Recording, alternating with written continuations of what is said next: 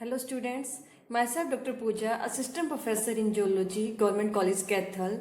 This video lecture has been prepared as a part of the initiative taken up by the Director Higher Education Haryana, and in this lecture we are going to study the topic circulation.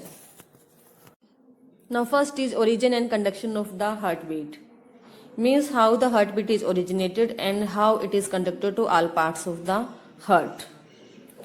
This occurs with the help of special bundle of cardiac muscles called nodal tissues, and these are SA node, AV node, bundle of His and Purkinje's fibers.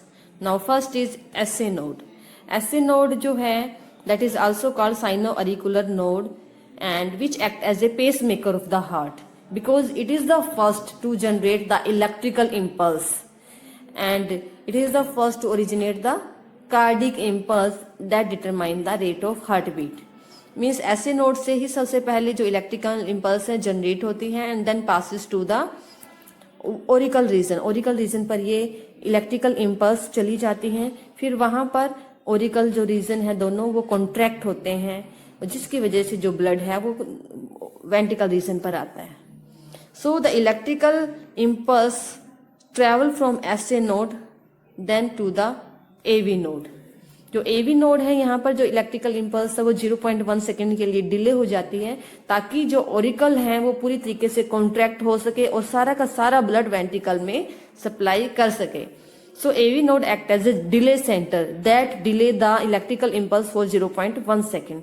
Then the electrical impulse travel from AV node to the bundle of His. यहाँ पर आ जाते हैं.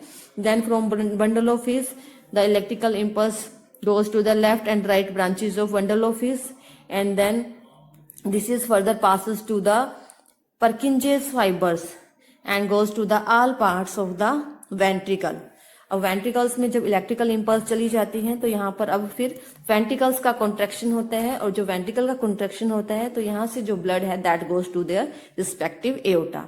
सो in this way one cardiac cycle completes.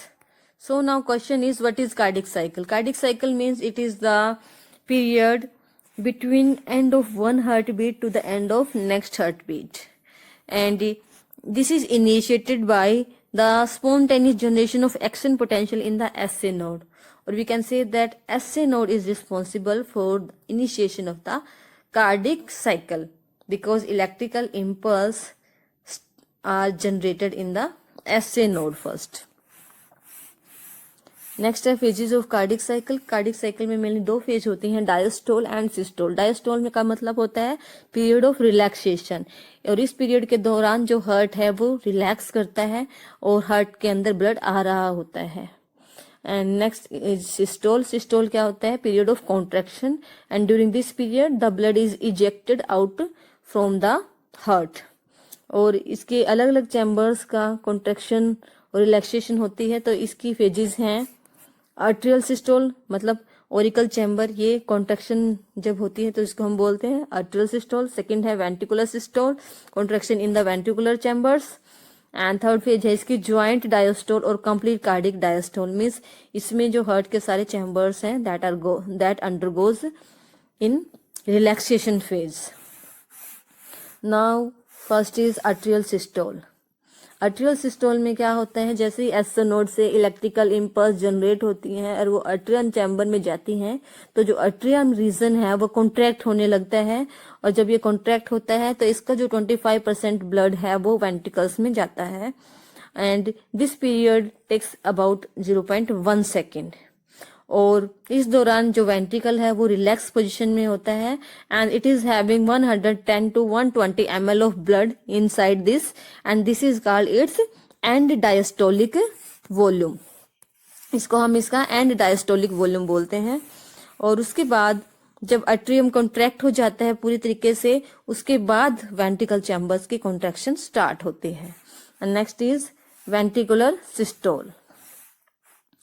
अब जो ventricular systole है इसमें ventricular reason है वो कॉन्ट्रैक्ट होना स्टार्ट करता है और क्योंकि वेंट्रिकल जब कॉन्ट्रैक्ट होगा तो क्या होगा इसके अंदर प्रेशर बढ़ेगा और ये जो प्रेशर बढ़ने के कारण जो ब्लड है वो ओरिकल्स में ना जाए इसको रोकने के लिए यहाँ पर जो प्रेजेंट है एवी वाल्व्स ये क्लोज हो जाते हैं to prevent the backflow of the blood from ventricle to auricle. So the AV valves get closed, and during this closing a sound is produced, and this sound is called लब sound. तो इसको हम इसका लब sound बोलते हैं या first sound बोलते हैं.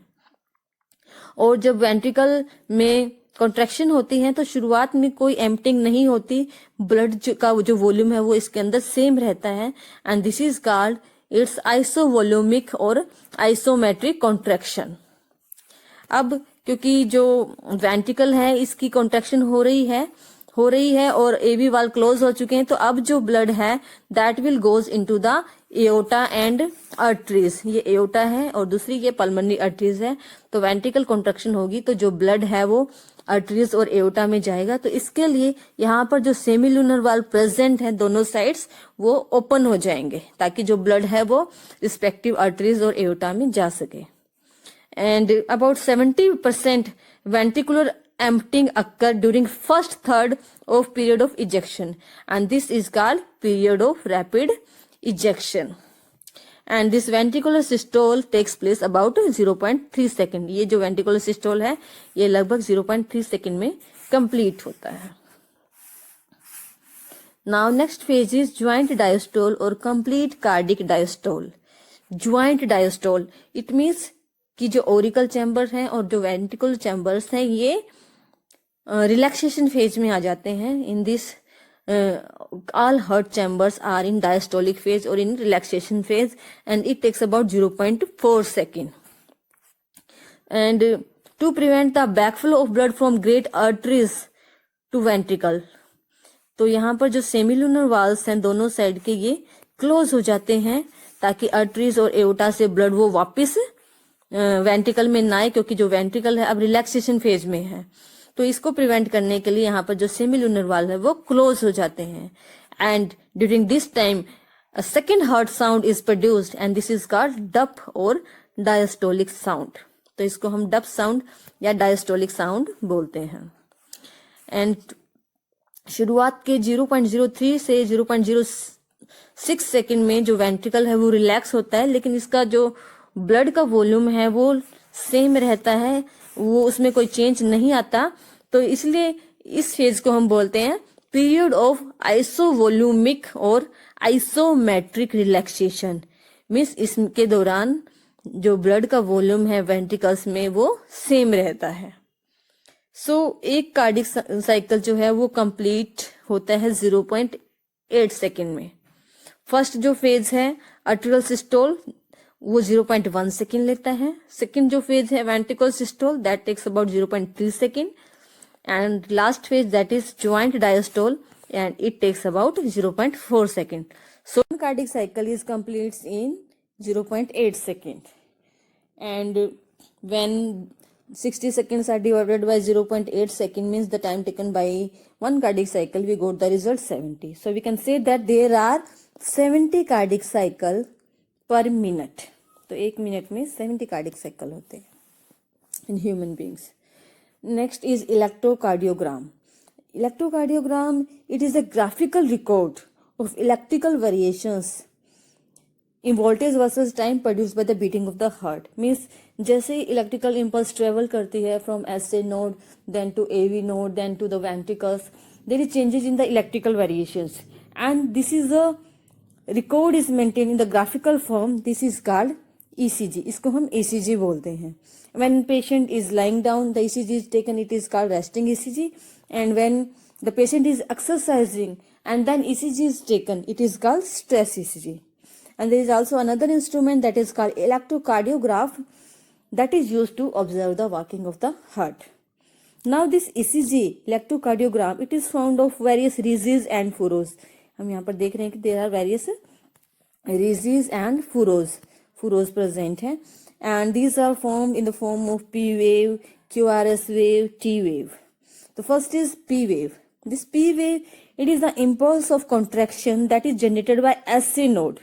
Means SA node से जो impulse of contraction start होती है इलेक्ट्रिकल impulse और ऑरिकल्स में जाती है, देन ऑरिकल रीजन जो है वो डीपोलराइज हो जाता है. It is called arterial depolarization. So P wave indicate the arterial depolarization, and its duration is 0.06 to 0.12 second. Next is QRS wave. QRS wave जो हम है वो है ये, this is the QRS wave.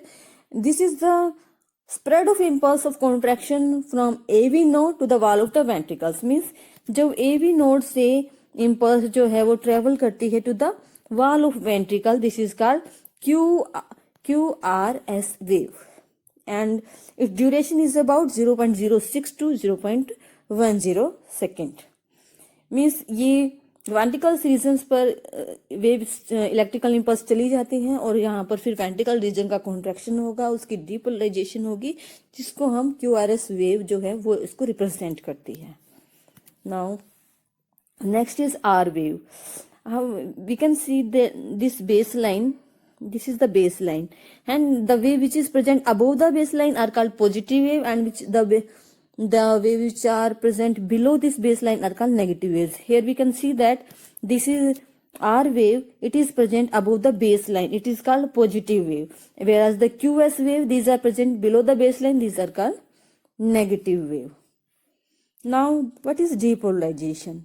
Depolarization क्या होता है? मीन्स जो कार्डिक मसल फाइबर है, when they get the electrical impulse, they become positively charge inside and negatively charged outside. This is called depolarization. And now T wave. T wave indicate the ventricular relaxation or ventricular repolarization. Means ventricles की relaxation को T wave indicate करती है. उसके बाद है interval.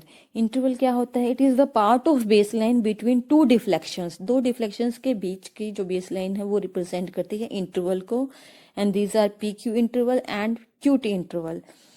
Here we can see the PQ interval. PQ interval जो है that is the interval between the beginning of P wave and that of QRS wave. QRS wave की और P wave के बीच का जो टाइम है that is the PQ interval, and it takes about 0.16 second. Next is QT interval. This is QT interval. QT interval indicate the repolarization type. ये repolarization को indicate करता है, relaxation phase को indicate करता है, and it extend from beginning of QRS complex to the end of T wave. T wave के end तक का जो timing है उसको indicate करता है, and it takes about 0.35 second. Now what is the significance of this ECG?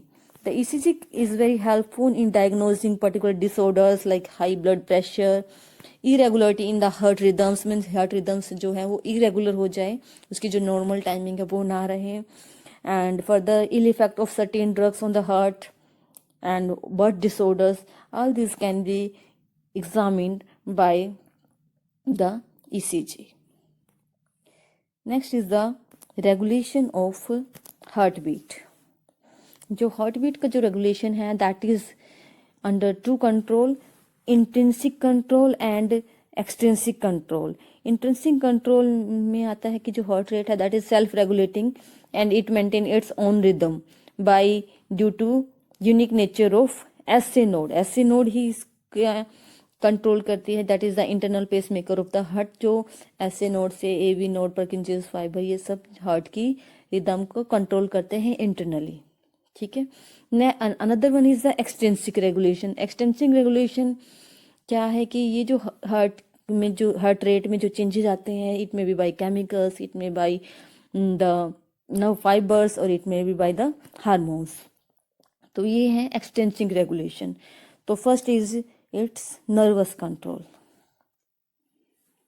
Intrinsic regulation हम पढ़ चुके हैं, एसए नोड का पूरा डिटेल हम कर चुके हैं, that is the intrinsic control. Now we are discussing the extrinsic control first by the nervous control. जो नर्वस कंट्रोल है it is under the control of sympathetic and parasympathetic nervous fibers. जो parasympathetic nerve fibers हैं और sympathetic nerve fibers हैं, these are supply to the SA node, then to the AV node, and this further supply to the heart. तो first is the cardiac acceleratory centre. This cardiac acceleratory centre है जो ये it is associated with the sympathetic nerve fibres से associated है. Here this is the sympathetic nerve fibres, and ये sympathetic nerve fibres these stimulate and increase the rate of heartbeat and depth of contraction of SA node through neurotransmitter called adrenaline. Means जो sympathetic nerve fibers हैं ये इस AC node को stimulate करते हैं and this increase the rate and depth of contraction of this AC node via a neurotransmitter called adrenaline. ठीक है, and further ये जो न्यूरोट्रांसमीटर है ये क्या करता है, ये एसी नोड की परमिएबिलिटी को बढ़ा देता है for sodium ions and calcium ions, जो ऐसे नोड फाइबर्स के फिर अंदर मूव करते हैं, जिसके कारण जो इलेक्ट्रिक पॉजिटिव चार्ज है वो अंदर बढ़ जाता है। So this cause the more positive rest potential inward of the SO node fibers, and जिसकी वजह से क्या होता है, डिपोलराइजेशन होना स्टार्ट हो जाता है and this increase the rate of heart beat by 200 और 250 टाइम्स, हार्ट बीट के रेट को बढ़ा देता है and this is called tachycardia, इसको हम टैकीकार्डिया बोलते हैं। Next is cardiac inhibitory centre. Cardiac inhibitory centre है, this is associated with this parasympathetic nerve fibres, और ये जो कार्डिक इनहिबिटरी और कार्डिक एक्सेलेटरी सेंटर है both are located in the this ventrolateral wall of the medulla oblongata. Cardiac inhibitory centre है वो parasympathetic fibres से associated है and this stimulate and decrease the rate and depth of contraction of SC node by a neurotransmitter called acetylcholine। Means जो parasympathetic nerve fibre है वो decrease करता है rate and depth of contraction को of SC node by neurotransmitter called acetylcholine, and acetylcholine की वजह से जो एससी नोड की जो परमिएबिलिटी है वो बढ़ जाती है फॉर द पोटेशियम आयंस जो मूव करते हैं from inside to outside, means SC node के इनसाइड से आउटसाइड की तरफ मूव करते हैं पोटेशियम आयन, जिसके कारण अभी बाहर की तरफ पोटेशियम आयन मूव कर रहे हैं, जिसकी वजह से एससी नोड के अंदर इलेक्ट्रोनेगेटिविटी हो जाती है। Inside the SC node there is electronegativity and that causes a hyperpolarization, उसकी वजह से हाइपरपोलराइजेशन होता है and this decreases the rhythmic contraction of SC node, जो एससी नोड की कॉन्ट्रैक्शन को डिक्रीज कर देता है and causing the heart rate about 20 to 30 beats per minute, means heart rate को इतना कम कर देता है कि एक मिनट में सिर्फ 20 से 30 बीट्स ही हो पाती है and this decrease in the rate of heart beat is called bradycardia. So this is the nervous control of the heart rate. Next is hormonal control. There are two hormones which control the heart rate. These are epinephrine and norepinephrine. Epinephrine is also called adrenaline and norepinephrine is also called noradrenaline. Epinephrine जो है that increase the rate of heartbeat during emergency conditions. Emergency conditions में heart beat के rate को बढ़ाता है epinephrine, जबकि जो norepinephrine है that increases the rate of heart beat during normal conditions. And next is other factors. Other factors includes first is the chemoreceptors. अब chemoreceptors क्या है, means chemicals हैं. These chemoreceptors these are located in carotid and आप यहाँ पर देख सकते हो these chemoreceptors are located in these carotid bodies. Carotid bodies में लोकेटेड, यहाँ पर लोकेटेड हैं chemoreceptors. These are located in carotid bodies and aortic bodies and these note down the changes in the oxygen level and CO2 level, means these note down the changes in the pressure of oxygen and pressure of CO2 in the blood and then give appropriate signal to the medulla oblongata. medulla oblongata को फिर वो appropriate signal देते हैं to regulate the rate of heartbeat. So this is the function of chemoreceptors. So next is temperature. Temperature जो है that we can say that there is increase, if there is increase in the body temperature then there is increase the of rate of heartbeat, means जैसे ही temperature बढ़ता है हमारी जो rate of heartbeat है वो भी साथ साथ बढ़ती है। Next है pH of the blood. When there is low pH then this increases the rate of heartbeat. Low pH rate heartbeat के रेट को बढ़ाता है। Next is exogenous chemical drugs. Chemical drugs का क्या इफेक्ट है? Drugs like beta blockers like Inderal, low pressure, and anti-rhythmic agents like quinidine, cardioquine, these causes bradycardia, means heartbeat slow down हो जाती है इनकी वजह से. And another ones are pulmonary bronchodilator drugs like ephedrine and other stimulant like caffeine, cocaine. These causes the tachycardia. These accelerate the rate of heartbeat. And along with this factor, there are also environmental stress like if they change in the blood sugar level, emotional stress, lack of sleep, there's stress, anger, fear, etc. All these are also factors that determine the increase or decrease of the heart rate. Now next topic is cardiac output. Cardiac output, it is the volume of blood that is ejected from the ventricles of the heart in great arteries in 1 minute. Means जो ventricle chambers हैं heart के, उनसे जो volume of blood है वो eject होता है to the great arteries 1 minute के अंदर, उसको हम कहते हैं कार्डिक आउटपुट. जो कार्डिक आउटपुट है उसका जो फार्मूला है that is stroke volume into the rate of heartbeat. Cardiac output is equals to stroke volume multiplied by heart rate. Now what is stroke volume? Stroke volume, it is the amount of blood that is ejected with each ventricular contraction. मतलब जब ventricular दोनों chamber जब contract होते हैं, जो blood ventricles में से pump out होता है उसको स्ट्रोक वॉल्यूम कहते हैं. And it is about 70 ml होता है ये पर मिनट में. ठीक है. And stroke volume is also can also be say it is the difference between end diastolic volume and end systolic volume. End diastolic volume and systolic volume. अब end diastolic volume क्या होता है, systolic volume now we will discuss.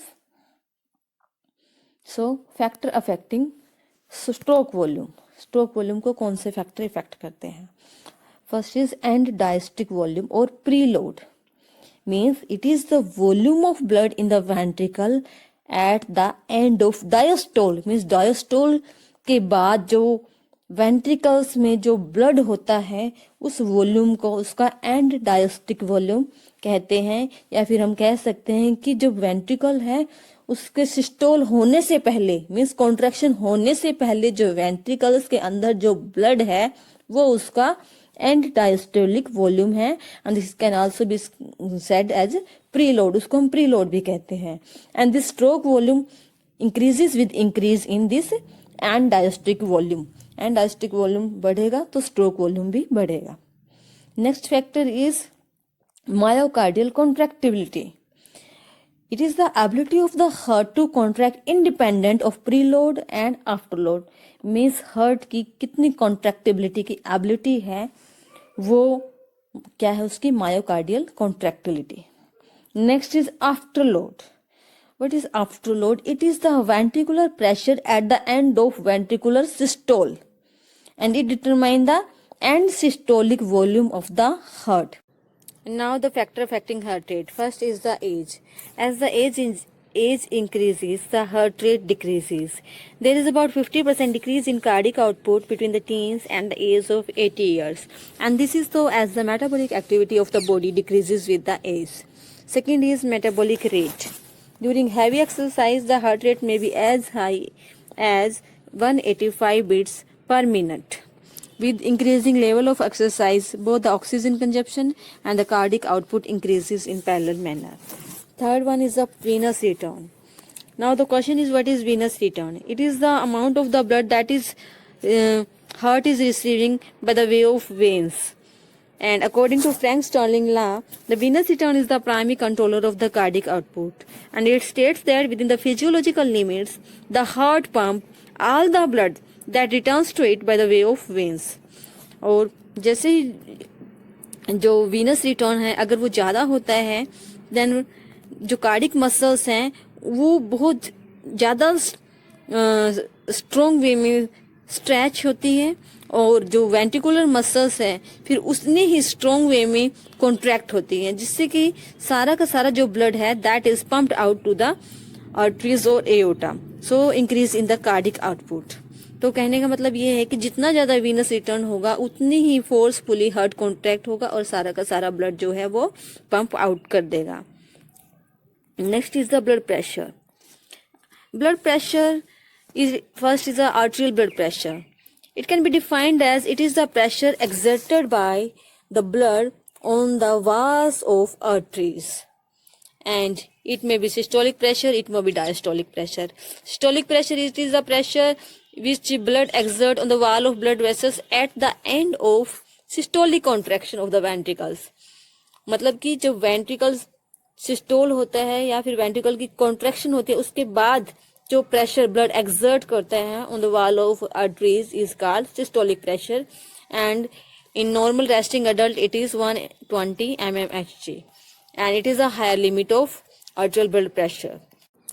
Diastolic blood pressure, it is the pressure exerted by blood on the wall of arteries when the ventricles are maximally relaxed, and in normal resting adult its value is 80 mmHg in aorta and it is the lower limit of arterial blood pressure. Mean arterial pressure, mean arterial pressure average arterial pressure होता है that is determined by complete heartbeat and or it can be said as average rate of blood flow through the systemic blood vessels and its value is 95 mmHg in the aorta. Next is the pulse pressure. Pulse pressure, it is a difference between systolic pressure and diastolic pressure. In normal person the blood pressure is 120 by 80 mmHg, so the pulse pressure will be 40 mmHg. Now the factors affecting the blood pressure. First is the age. As the age is increasing, generally blood pressure is also increased and it can be calculated as 100 plus the age of the person. As the arterial wall become rigid and less elastic with increasing the age. Next is the cardiac output. If cardiac output increases, then arterial blood pressure also increases. So arterial blood pressure is equals to cardiac output into total peripheral resistance. Total peripheral resistance. It is the resistance offered by the wall of blood vessel to the passage of blood. The constriction of blood vessel will increase the arterial pressure while their dilation will lower the pressure. Next is the elasticity of the blood vessels. It is inversely related with the blood pressure. In old age, due to deposition of calcium or cholesterol, the blood vessels become less elastic, so there is increase in the blood pressure. Posture of the body. At the level of the heart, the normal BP is 120 by 80 mmHg. But below the level of the heart, the BP increases by 8 mm for every 10 centimeter due to the action of the gravity, and it decreases by the same amount above the level of the heart. Now the blood volume. The blood volume is directly proportional to the blood pressure. If there is increase in the blood volume, then there is increase in the blood pressure, while any decrease in the blood volume decreases the blood pressure. Now is the measurement of the BP. The BP is measured by auscultatory method normally, and this method is an indirect method of measuring the systolic and diastolic pressure.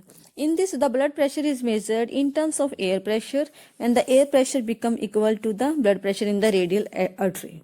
और इस method में ये air pump होता है. Air pump के through जो air है वो इंजेक्ट की जाती है इस कफ रीजन में, that is tied on the arm, and cuff region is further connected to the sphygmomanometer to recording the blood pressure, and here the stethoscope is placed on the branchial artery on the elbow joint, just below the elbow joint, so the sound can be heard. अगर जैसे ही हम air pressure बढ़ाते हैं कफ reason का, अगर pressure 200 या 200 से above होता है तो हमें कोई साउंड नहीं सुनता, लेकिन जैसे जैसे हम प्रेशर को डिक्रीज करते हैं कफ रीजन में तो 120 के पास 120 पर हम एक साउंड सुनता है, that is called tapping sound. और जैसे जैसे हम फिर प्रेशर धीरे धीरे रिलीज करते हैं तो जो साउंड है वो कम हो जाता है बिल्कुल, और when we comes to the 80 mmHg then there is no sound. So हम कह सकते हैं कि सिस्टोलिक फेज पर दैट इज 120 mm पर हमें साउंड सुनता है पर्टिकुलर, और diastolic pressure that is 80 mmHg, वहां पर हमें कोई साउंड नहीं सुनता. And this is the basis to measure the blood pressure by this auscultatory method. And these sounds are also called Korotkov sounds because these were first introduced by the scientist Korotkov. Next is the control of blood pressure. The blood pressure is controlled by various types of mechanism, by the nervous control, by the hormonal control, by the renal control, and by the capillary fluid shift control. So now first is the nervous control. Nervous control में blood pressure को control करने के लिए mainly vasomotor centre होता है. Vasomotor centre जो होता है that is present in the medulla region, और ये ब्लड प्रेशर को कंट्रोल करता है by decrease in the vasoconstriction of the blood vessels and by changing the rate of heart rate. And this vasomotor center is stimulated or inhibited by the nerve impulse of the autonomous nervous system that is initiated by the baroreceptors that are present on the aortic arches and carotid sinus of the internal carotid arteries. ये जो baroreceptors हैं, जब blood pressure बहुत ज़्यादा high हो जाता है, these send inhibitory signals to the vasomotor centre. उस पर ये इनहिबिटरी सिग्नल भेजते हैं, और इनहिबिटरी सिग्नल जो वैसोमोटर सेंटर है वो फर्दर हार्ट और ब्लड वेसल्स को भेजता है via ANS, and this decreases the cardiac output and arterial pressure by decreasing the rate and strength of the heartbeat and by the vasodilation of the arterioles and small arterioles. Next is the when blood pressure becomes too low. जब blood pressure बहुत कम हो जाता है तो जो vasomotor centre है ये blood pressure को इंक्रीज कर देता है by positive feedback through sympathetic nervous system via two neurotransmitters alpha adrenergic and beta adrenergic. जो अल्फा एडनर्जिक न्यूरो ट्रांसमीटर है वो करता है vasoconstriction of the blood vessels, via the beta adrenergic neurotransmitter this increase the heart pumping activity और increase the rate of heartbeat.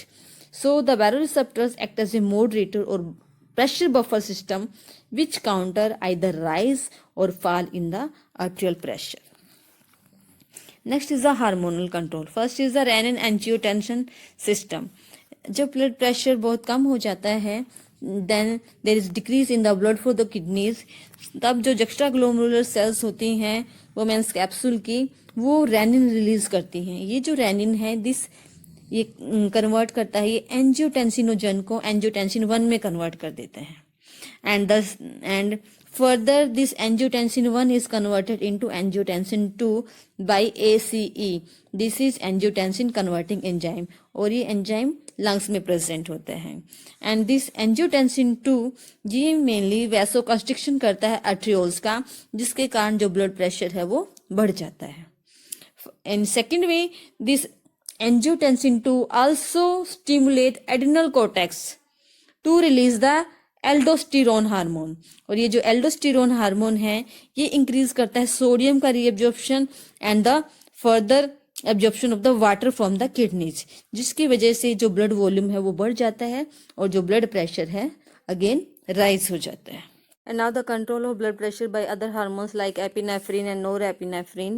This increases the blood pressure by increasing the rate of heartbeat and by vasoconstriction of the blood vessels. Another hormone, antidiuretic hormone, ADH hormone. This also increases the blood pressure by increasing the reabsorption of water by distal convoluted tubule, increasing the blood volume and thus increasing the blood pressure. And another hormone is antinatriuretic hormone factor. This hormone is secreted by the atria of the heart, and this hormone lowers the blood pressure by promoting the vasodilation and stimulating the kidney to excrete more water and sodium ions to the urine, so that the blood volume decreases and this further lowers the blood pressure. Now the renal control of blood pressure. The kidneys are the most important organs which help in long-term regulation of the arterial pressure. When there is increase in the blood pressure or blood volume, then there is increase in the urine output via increasing the glomerulus filtration rate. And because of this, the blood pressure is brought back to the normal level. And reverse occur when there is decrease in the blood pressure. And another method is capillary fluid shift method. It is a non-nervous mechanism which help in the regulation of arterial blood pressure over long duration. And according to this method, when there is increase in the blood pressure, more fluid is filtered through the capillary wall to the interstitial spaces, and because of this the blood volume decreases, and so the BP also decreases, and reverse occur when there is fall in the blood pressure. Thank you.